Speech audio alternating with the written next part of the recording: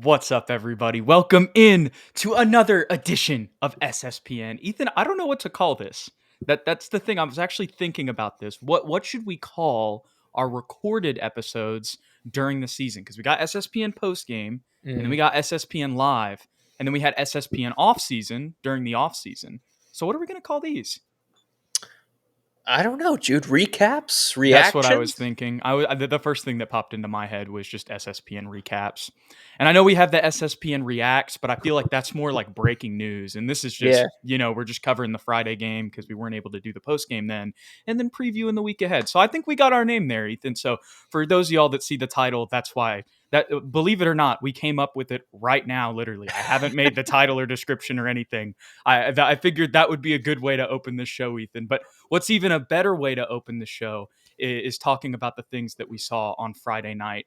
Granted, it was against essentially the Heat's practice squad, but at the same time, there were a lot of good things that we saw. We got to see glimpses of Jeremy Sohan at point. We saw another 20-plus point performance from Victor Wembanyama. Ethan, you got to watch it live. Let's just jump right into this thing. Tell me your thoughts on the Miami Heat game Friday. I mean, you're right. Take everything with a grain of salt. This was against Miami's C Here's team, not their even their B team. here's the guys on the roster. That's why I pulled them up first, so you guys can get an idea. Who do you know there? Yeah, Maybe Duncan Robinson. You've probably heard of Haywood Highsmith, and then Thomas Bryant. But that's about it. three bench guys, and really only and two of them are like arguable, like whether or not they're going to get real play time come Hmm. regular season. You know what I mean? Like Duncan Robinson's like the only guaranteed. Like even he's not guaranteed if you really want to get into it because of how last season went for him, but anyway, just reacting to how the Spurs played, Wemby, if you watch his highlights, was just on another level. And it's very clear that this offseason, when he went away from the cameras, away from social media, he was really in the gym getting busy. And I know it's only a 2 game sample size, but he has looked like everything that was advertised, Jude. I mean, the guy can score from literally anywhere on the court. His handle is, I think, better than Chet Holmgren's at this point. I mean, he looks like a 7'4" Kevin Durant the way he's out there. If you saw that kind of uh, like hard dribble crossover pull up from the elbow, I think in the second quarter, that was crazy. But he can spot up from three. He can come off of screens. He's got great footwork.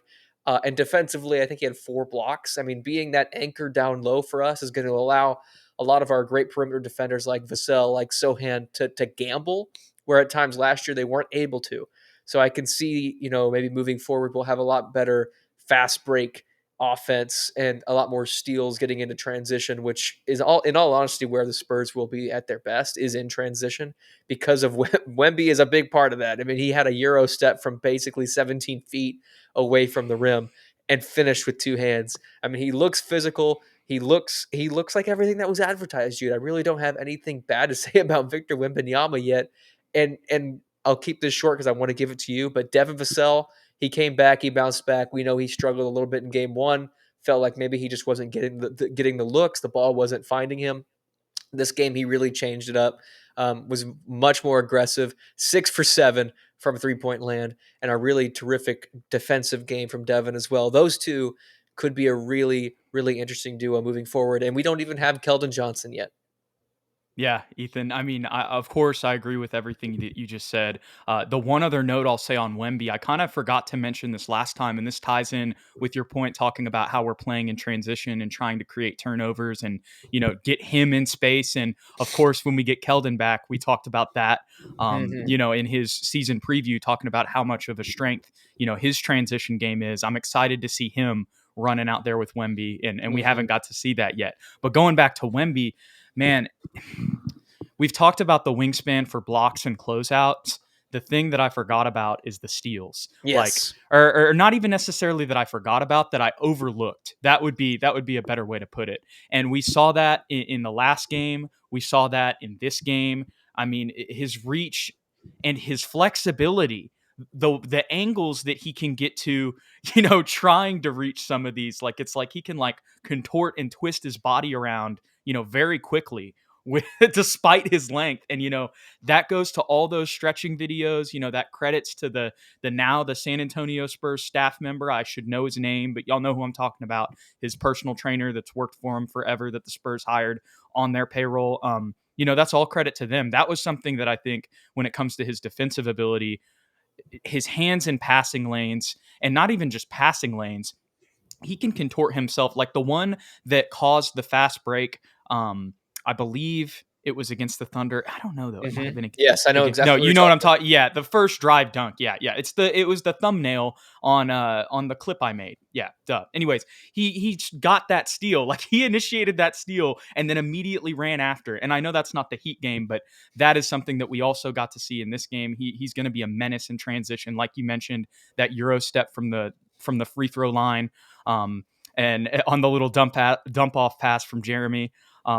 And the other thing I got to mention in this game, Ethan, I think the last thing on the Heat, I'll say, Julian Champagny, or about. excuse me, Justin Champagny played in this game. That's, I think, all you need to know about the Heat Yeah. in this one. Julian Champagny's little brother was out there getting significant minutes. And I was like, it was so funny seeing them like guard each other and stuff. I had to mention that Hmm. because, of course, you don't see that every day in the NBA. But getting a little bit back to just the Spurs overall, and also your point on Devin Vassell, last post game, we talked about how we weren't really worried about Devin, and this is why. Yeah. Yeah, I mean, he's a bona fide scorer, and he's definitely been in the gym. I'm hoping that he can stay healthy because his impact just playing with Wemby, he's getting the most open shots he's Mm-hmm. probably ever had in his career just from having Wemby on the court. And Wemby's playmaking is something we also didn't really talk about just now, but Yeah. he's able to play make for others. He's extremely unselfish out of the post and off of the drive. And for someone that's Mm-hmm. 7'4", I don't think we've ever seen that before. And I feel like we're going to keep saying that all year long. I've never Right. seen that before because he's just so extremely unique. Yeah, yeah. I mean, we've said it at nauseum, and we'll continue to say it throughout this year. But we just haven't seen a player his size with this skill set. That's what everybody said coming into the draft, and it's just 2 preseason games. But like you mentioned, with the crossover dribble that he took up the floor, where and the step back, in traffic at the elbow that looked just like KD. Um, we're going to continue to see stuff like that will have us in Mm. awe, Ethan. And I'm just the more it's once again it's just 2 preseason games, so Yeah, you yeah, don't yeah. want to go too crazy. But I'm so excited to see him kind of on that perimeter, and the fact that they're using that aspect of his skill set, and they're not just forcing him into a center position just because he's 7'4". Yeah, and he got some playtime at center this game, I Right. think, for the first time, and it didn't look bad. I mean, Mm-hmm. granted, like we said, the Heat did not have any of their real players out there, so it would be different if he was going against Bam Adebayo as opposed to Thomas Bryant. But still, Thomas Bryant's 6'10", 6'11", 7'6" wingspan, and a physical center, and he didn't seem to have any issues with it. Yeah. Yeah. And this kind of goes back to just the positionless kind Hmm. of nature of the team, if you will. But even in the starting lineup, like he had Bassie next to him. You know Yes. what I mean? And if Zach Collins was starting, like those guys are going to be next to him. You know what I'm saying? And, Hmm. and and obviously we'll play some small ball teams where we can run a Sohan Wemby front court. I mean, I say that maybe it won't be them in the front court, maybe because Sohan might be bringing the ball up. But with that being said, I think y'all get the idea that I'm kind of saying there. There will be some times where Wemby gets run at center, but you want to make sure that you manage those matchups. You want to make sure that's against like as much as I would rather have Wemby playing center against Laurie, and I know Laurie's a great player, but I'd rather have that matchup than like Jokic or Embiid. You know what I mean? You gotta manage the games and pick the situations, to where he's not just gonna get completely obliterated. As much Yep. as we're talking about how incredible he is, you know what I'm saying? I'm very excited that, and I shouldn't be surprised by this because it's the Spurs, and it's the greatest coach of all time. Like they know what they're doing, but I'm still just so excited like to see him utilize that perimeter skill set. Like that they're making that a focal point of his game, because when you have a 7'4" dude who can do step backs like that, it's like, there's when Hmm. you see the height and the defensive ability. I mean, I don't know. I think most teams would probably let him do what he does, but there was a lot of talk, going into his career of him, really being a center. You know what I'm saying? And so the fact that we're using him in this position, it just, I think it increases his potential, Ethan, instead of just forcing him into that 5 spot.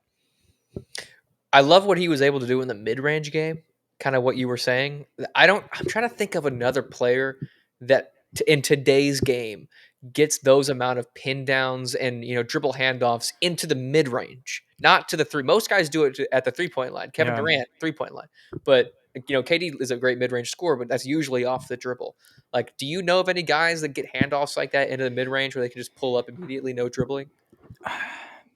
I think the closest thing I can think of is actually who I mentioned earlier, which was Laurie. Because we've kind of seen him coming off of screens a lot under Will Hardy out there in Utah last year. They were kind of even playing him at the three at times last year, like Yeah. next to Walker Kessler and Kelly Olynyk.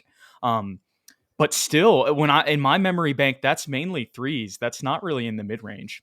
And when you think of his wingspan, it's just like, even if you do a great job contesting, are you even going to contest the shot? Yeah. No, yeah. Because he's just so tall. Like, I obviously feel bad for the defenders. Like he was only 1 for 5 from three last night, but 10 for 15 from the floor. So he only missed one field goal. And he had like an array of mid-range jumpers from like the free throw line ish area and like at the elbow. Mm-hmm. And it's so pure. Like that might be his best shot Yeah. this year. Is Who just does like that a remind you 15, of, 17 footer. LaMarcus. Timmy? Oh, Timmy. Yeah. Yeah. I went LaMarcus, you went I Timmy. know I it's went Deuce. different, but I mean, you know what I mean, like the mid range. You know what I'm saying? If he starts hitting bank shots, bro, I might I might lose it, honestly. Yeah, but he I looks know great. Timmy's more out of the post, but it's still like in today's modern NBA, of course he's good at the mid range. You know what I mean? Yeah. Yeah, We've yeah, of got, course. and he's got the haircut. Anyways, I could go on and on. Well, they asked him at post game where he felt most comfortable, and he gave like a really like he didn't quite answer the question, but it Okay. was a weird way to answer it. He said, "I feel most comfortable when I'm changing up what I'm doing," as if to say diversifying his play. Yeah. And I was like, that's a strange way of answering it, but I understand what he's saying. So he Yeah, basically he's said like keeping defenses guessing. yes, he's not going to continue. He said he gets bored doing the same thing. So he doesn't just want to be a post up player. Doesn't just want to shoot threes. He wants to sprinkle it. He might change it up from half to half, which is kind of crazy. Bro, do you remember the interview? I think it was either before the draft or after the lottery, or it was in one of his pre-draft interviews or post-draft interviews. It might have been pre-lottery or post-lottery, but y'all get what I'm saying. One of those two big events. Mhm. And they asked him who he models his game after, and he was like, "I like to be unique. I kind of want to be myself. So I don't really like to, say I'm trying to be somebody else. But if I had to pick two guys that I model my game after, I would say KD and Giannis."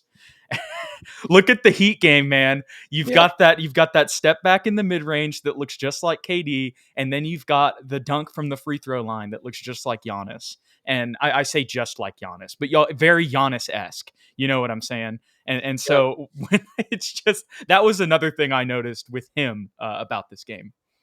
Giannis might be the only comparable guy that will have a similar impact in transition. Yes, Just ungodly athletic specimens. Like no one can do that. Just like maybe prime LeBron, but right. even prime But LeBron he's not is doing seven it foot in a tall. different way. Yeah, yeah. Another crazy thing I forgot to mention was in Devin Vassell's post game interview. They asked him like where like the most like I don't know what they need to figure out most about playing with Wemby. Right. And he was like, the craziest part is when you see someone that's 7 feet tall bringing the ball down the court, your first inclination as a guard is, oh, I need to go get this from him. And he was like, but that's not with Wemby. We have to Yeah. have trust because I can trust him to bring it down and make plays for other guys. And he's like, so that's the biggest change is like that I don't have to go carry him Wow. away. And I was like, I never thought about that, but he's right. Like if Timmy was bringing it down the court, Or no. Zach, Yeah, even. Like, God give bless it to the Zach. guard. Yeah, But yeah. Usually, it's a different change. they'd have to like all the guards, and everybody say like Charles has to bring it up just because of defensive pressure or whatever. Like they're gonna have to readjust. Okay, I got to get the ball from him, and then we can set up our set. If Wemby's bringing it up, that just kind of allows everybody to be more free. All right, we can set our set right now. Or Mhm. even if they're not running a set, somebody can go set a pick, and we can be spacing the floor correctly. However they want to do it. They're doing a lot of freestyling right now, and it's what they said they were gonna do, Ethan. But this was a game against the Heat practice squad. But the fact that Victor like is freestyling and he's had 2 20-point games being the leading scorer, um, it's just a good feeling right now compared to Mm-hmm. last year, Ethan. And I'm not even, me and you, we've mentioned this. We're not even expecting anything crazy this season, but it's still, the energy is just completely different, dude. I'm so excited. And I'm just so, like, regardless of even if we win or lose, I'm just Mm-hmm. looking forward to the games because we get to see just a different type of basketball, than we've been seeing the past couple years. Yeah, it 100% is freestyling because I talked to Pop after the game as well, and he was like, I called a play for Right. Wemby one time, and he still scored 23 points. He goes, he's just a great basketball player. He knows how to let the game come to him, how to take advantage of opportunities. It's like, oh my God. And that one play they called for him is the one where his defender just fell down. So it wasn't even like we executed the play. It was just like, oh, he's wide open underneath the rim and he got an easy dunk.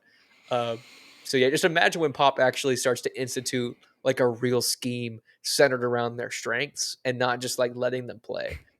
Like he's chilling right now. He's And straight that up. and that's the thing, like it's like we're better than last year Yeah, immediate already. already. Like immediate, and obviously, like that's not that surprising, but it's just so funny to see Pop last year. It's like I can just call one play the whole game, and we're gonna be better than we were last year.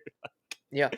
Oh my gosh. But even Oh saying that, it's clear that they like everyone has improved as far as just like yes, intellect and chemistry. Because despite not having that many actual sets being called, it felt like to me watching it, our ball movement and our understanding of where guys are going to be was already way better than it was all of last season. yes. Like there were moments where it was like, am I watching the 2014 Spurs right now?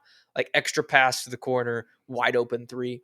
And it was everybody top to bottom, even Cedi Osman, who's only been here for Hmm. like a month, but he's got that veteran intellect and he's obviously a foreign player. So he probably just like comes with that extra, you know, ability as far as that's concerned. So yeah, these guys are going to be fun to watch for sure. Yeah, absolutely. Couldn't have said it better myself, Ethan. But there's a couple more guys I want to talk about. We're gonna Please. save the best for last. I know you know what's coming there, but more importantly, we got to see Jeremy Sohan at point guard. I Yeah. know he's still listed as a forward, et cetera, et cetera. They'll probably still list him as a forward, even if the starting lineup ends up being Jeremy, Keldon, Devin. Uh, who am I forgetting? Wemby and Zach. Yeah, there you go.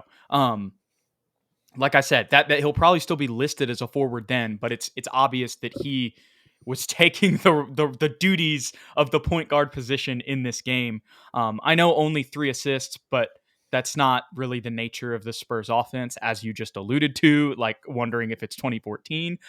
It's more about him bringing the ball up the floor and setting up the sets for the offense. What were your thoughts on what you saw from him kind of in that point guard position, if you will, even though he's still a very versatile player who guards multiple positions and will sometimes get it in the post. Hmm. But like as we're seeing with this positionless offense and the way that they're going to run, unless Trey Jones is out there, it's probably going to be Jeremy or Malachi. I mean, I'm sure we'll see Devin and Keldon take it up too, but I think other than Trey, it's probably going to be Jeremy the most taking the ball up the floor and like calling sets and stuff. Yeah, they asked Devin about it, and he said that at times Jeremy would just literally forget that he was the point guard, and they'd be like, "Jeremy, you're go get the ball, like you're bringing it up the floor." And he's like, "Oh yeah, I forgot. That's what I'm doing." So obviously, there's going to be some learning curves, and I think that they're clearly, kind of the weaknesses, if you will, that we talked about at him playing point guard were Miami attempted to take advantage of those weaknesses by pressuring him the entire time because his handle is still not, the greatest in the world. He's obviously 6'9", so at times it can get loosey goosey, but even still, incredibly intellectual player. Pop trusts him. He's called him a point guard many times. He's played point guard at Baylor. He had times where he played it last year. An underrated playmaker. I think that with his size and his strength, he could kind of play a little bit like Josh Giddey does for OKC in the sense that just matchup wise, he's going to have the advantage offensively where he can post up smaller defenders and play make out of the post. He can set screens for Devin and they can do like a 1-2 screen and roll, which would just be impossible to guard because of their size mismatch. Um, Obviously, like I said, where he will struggle is not having the greatest handle in the world. I don't think he's like Josh Giddey in the sense that Josh Giddey Right. can get like 15 assists a game. Like that's just his play style. I don't think Jeremy will be that way. But quite frankly, I don't think anybody on our team can be that way because of, like you said, how he played the game. And because offensively, he'll bring it up and almost immediately get rid of it and move. Right. But that's every point guard we've ever had, even Tony. Like that's just Hmm. for like how we've always played. So I thought it was nice. Moving forward defensively, obviously it's going to be an improvement. Uh, there will be times where it's hard to watch, but that's just going to be the nature of the season. Yeah. I think, there was a quote from Zach that I saw on Twitter today, actually. I believe it was from Paul Garcia. It might have been from somebody else. But it was just a quote from his press conference. So it's probably on the Spurs YouTube. But he was talking about how just, it was once again on this topic. And he was just saying, we're going to kind of be like point guard by committee. Yeah. And it's just more to the point of like, we have multiple guys who can bring the ball up the floor, and it's really more about the way that we're going to play offense. Like you just said, even when Tony got it, he would dump it off to somebody, and then maybe he'd be running off a screen, or cutting to the basket off a screen, or whatever play we were running. Like when you look back at Tony, you think about 20 points per game. You don't think about 15 assists. You know, um, Yep. I don't know if we'll ever have like a Chris Paul type, point guard, in this Spurs offense, as long as, the lineage of Pop and RC are here, just because of the emphasis on moving the ball and being a willing passer.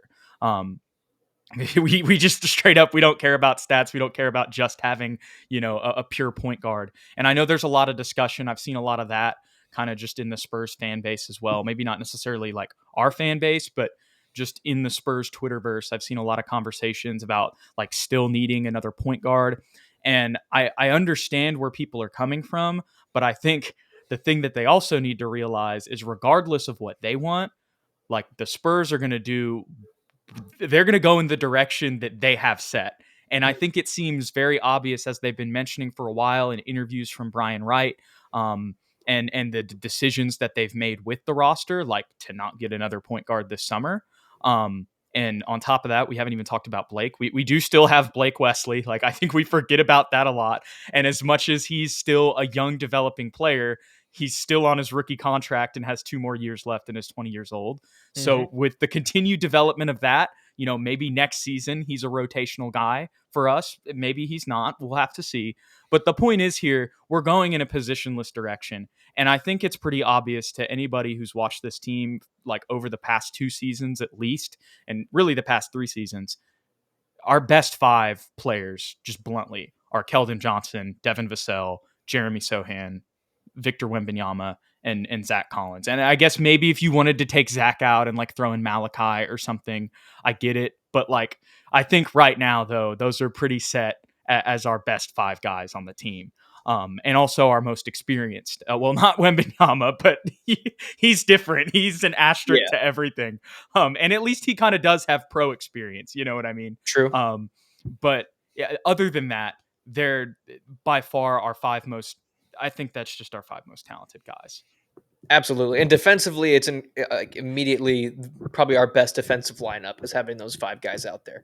And I do think it actually helps Trey Jones a little bit to come off the bench because it allows Trey to be an instant spark plug and it gives him the reins to kind of, okay, here's the ball, Trey. Go make everything happen for everybody on the court. And I think that that's what we saw in this game. He had 4 steals, 5 assists, and 8 points. Like that's a really, really solid performance from Trey Jones off the bench. And you mentioned Blake.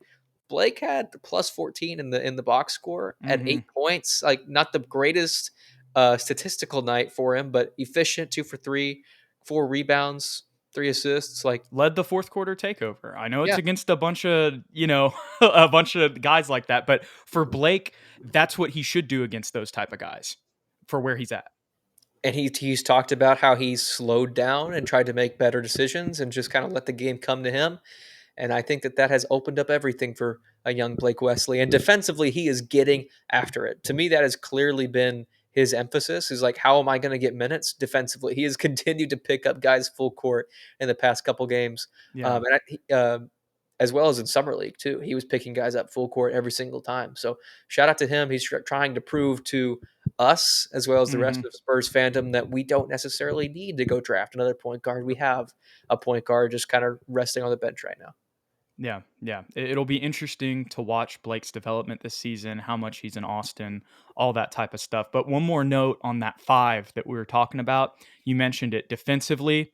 That's the key there because Jeremy or Devin can take it up and set up the offense. Even Keldon can. Wemby can. I mean, like it really doesn't matter. Yeah. Those are that the offense can be set up and run by any of those guys. So when you have that scenario, and then you can make, you can have a defensive lineup where everybody's at least 6'5", 6'6", like that really will put a strain on some of the offenses we play. Once again, there's still going to be a lot of games that we lose, but at the same time, it's going to be, I mean, that is going to be different than, as much as it's going to be different than last year's lineup, to put it bluntly. And I don't want to take this moment to crap on Trey, because that's not what I'm trying to do at all, because I completely agree with what you just said. And I've mentioned it in other episodes that I think whoever gets moved to the bench will benefit from it, because they won't be having to go up against the starters anymore, and we'll get to showcase even more of what they have. I think Trey would honestly gain the most out of that, of the three guys we talked about potentially moving to the bench.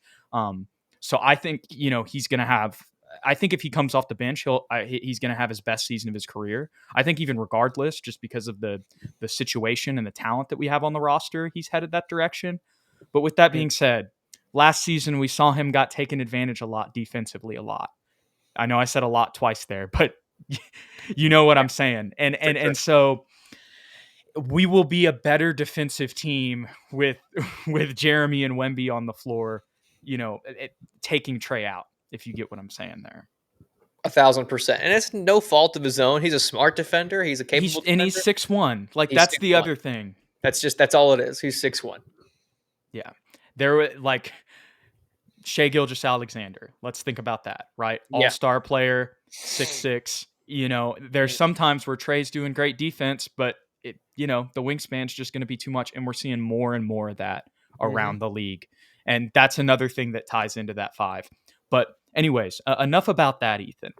There's some other role players that I want to talk about as well. There was another one that I really want to get to. There's one name that I just really wish we could only talk about for this entire episode, but I'm going to wait one more to talk about it, okay? Because we need to talk about Cedi Osman, who is also in the starting lineup.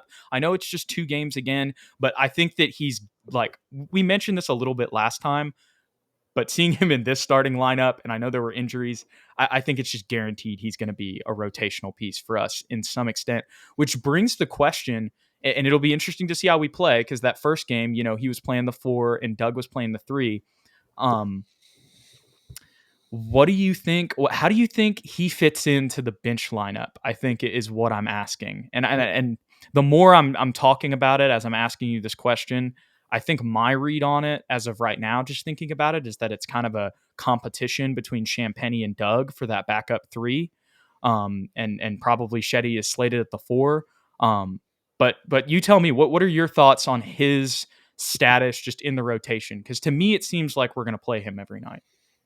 Yeah, I think him playing in the starting lineup tonight. Like I know Doug was out, didn't dress, but even still, I think he's guaranteed the backup 4 spot. I think he just comes ready to play. There's not much to learn. He's not going to make any mistakes. He's a physical presence, a really solid shooter, and a glue guy that's not going to take shots away from our key players. So, who would he be playing over? I guess Mamu. I love Mamu. I think Mamu has a lot of upside too. Right. But when it comes down to it, Chetty's probably just as far as winning games, he's probably the better choice at this point. Absolutely. I completely agree. That's mainly the conversation there that I, was kind of, I guess, hinting at a little bit. And that's, because I came into the season kind of thinking Mamu would be there, but Chetty's definitely shown me that he plays even a little bit bigger than his height, and he still has pretty solid size for a modern four in the NBA at 6'7", 230. But the other thing I want to point out on this box score, and this is another thing I've seen from Cedi, and he mentioned this in the one interview that he's done so far on the Spurs YouTube. He was talking about how he always wanted to play for Coach Pop because he know how he likes to play basketball, and like that's how he wants to play. And it's very similar to all the European stuff. He mentioned, how it's every European player's dream or foreign player's dream to play for Coach Pop. He had 5 assists tonight. He was tied with Trey for leading the team in assists, and I've seen him bring it up a couple times, and that ties in to kind of the positionless stuff that we're talking about. But I talked about overlooking Wemby's, like his steals and his flexibility and how he can affect the game, when guys are dribbling around him. The one thing that I also overlooked with Cedi's game, I was thinking of him as just a 3-and-D guy, but he's got some playmaking ability too, probably because of his upbringing and learning to play ball overseas. Yeah, he's just a really solid basketball player, dude. Like, he really doesn't have any deficiencies. Like, he's not spectacular at anything, but you can play him basically 2 through 4, plug him into any lineup, and he's gonna be advantageous as far as winning basketball games. Yeah, I'm really excited to see him more, and that's just looking like, a better pickup in that trade that was kind of just like, was that one that we just kind of facilitated and got Cedi out of? Yeah, and I'm so I know he wanted out of Cleveland, Right. but I'm surprised Cleveland didn't want to use him very much. Like, I feel like they could use Or get another more out of backup. him. Didn't we Yeah, give them like a second round pick or something? It was like he a barely swap. gave up Yeah, anything. Yeah, yeah. I So don't understand it, but whatever. We'll we're take happy it. to have him. Right. And we just keep getting these dudes that are like solid players that nobody wanted. Bassie, Mamu, add my boy Cedi to Cedi. that list. We'll For take it. real. Even Zach, honestly. Zach was Right. somebody that nobody Right. wanted because of injuries. Different story, but still. Yeah. Yeah. We have definitely hit on the diamonds in the rough, if you will. Shout out BZ Wright. Mm. Oh, Champagne, another guy. Right? There you go. What was your favorite Julian versus Justin Champagne moment? When Julian hit a 3 in his brother's face and then like trash talked him a little bit, like stared him down on the way up the court. Like, I I don't think love they it. said anything, but he did like the bow and arrow celebration and just R- like looked at his brother. oh my Dude, gosh. they're like identical. For real. That's why I brought it up earlier. I was like, this is crazy. Like, I'm seeing Yeah. 2 of them. All the Oh other my gosh. twins in the NBA history are like, you could kind of tell, like, okay, like Right. that's Marcus Morris, that's Markeith. Like, there's like subtle things, but not these guys. They could swap jerseys for real, and nobody would be able to tell. I liked Kevin Harlan too, how he had to like call them by their first names when they were guarding each other. Yeah. Okay, Ethan, it's the main event. Mm. Well, he played a little bit in the first half too, but we subbed in Dominic Barlow in the fourth quarter, and we won 34-20 in that quarter. I know I said Blake orchestrated that, but that was a lie because it was all Dominic Barlow. He hit the 3. It was a banger. He was okay. I'm joking around a little bit as I always do, but actually he played really good. Like he played really good in the fourth quarter. So it was good to see him play back, kind of get back to what we saw a little bit in summer league, hitting the middies. He had that block as well. Played good on defense. Played well in transition. Still gonna be a 2-way guy. We just have to have. What did I just do here? I turned it off on accident. This is a sign, Ethan. But anyways, we're bringing it back. What were your thoughts on Dom? We have to have a Dom segment. I'm sorry. No, you're good. I mean, I feel like I always say the same thing about Dom. It's just like he's a physical presence. He sets good screens. He fights for extra possessions and rebounds, and he takes advantage of scoring when the opportunity presents itself. And I think he's slowly and surely grown as a confident player. I think summer league probably had a lot to do with that.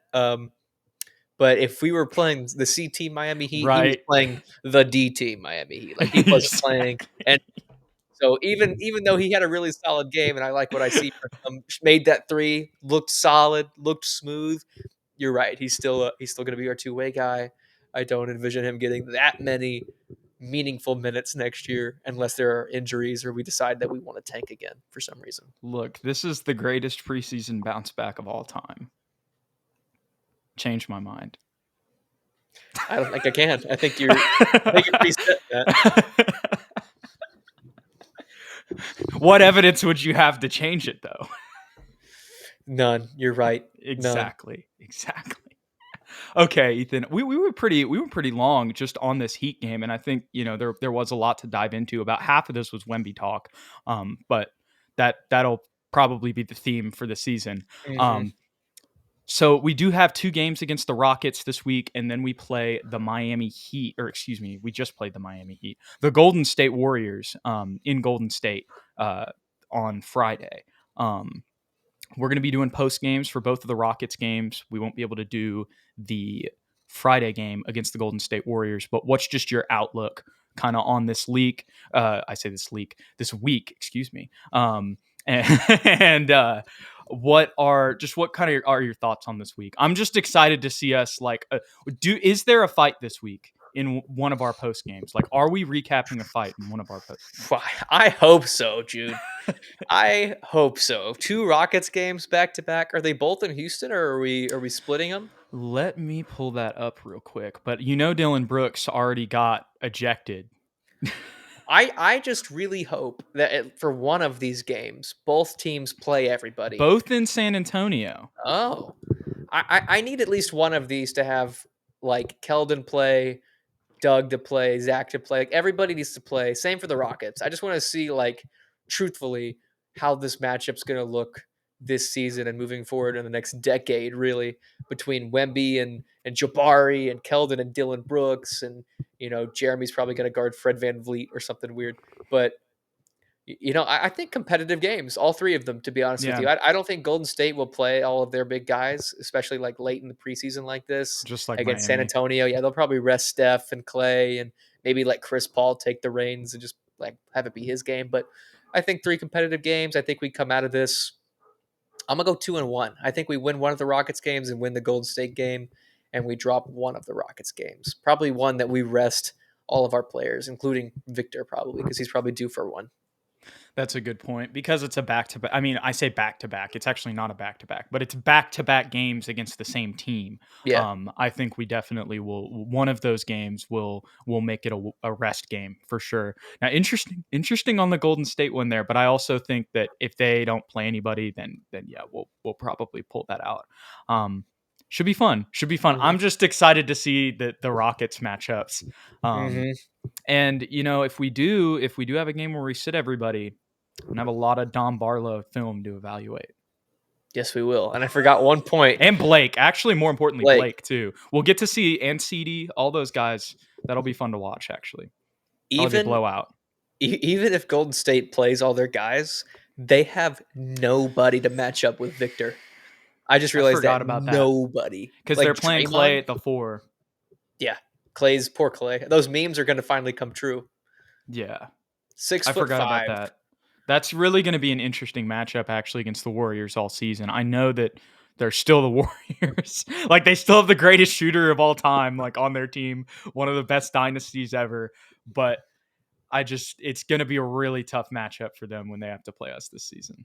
Yeah, that'll be a fun one. That'll be a fun Yeah. one. And it's Kerr versus Pop. So Hmm. that'll be spicy for sure, especially in the regular season.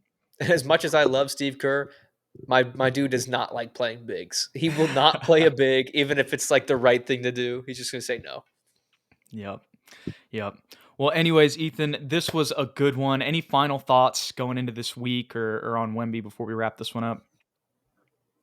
We're blessed. We up.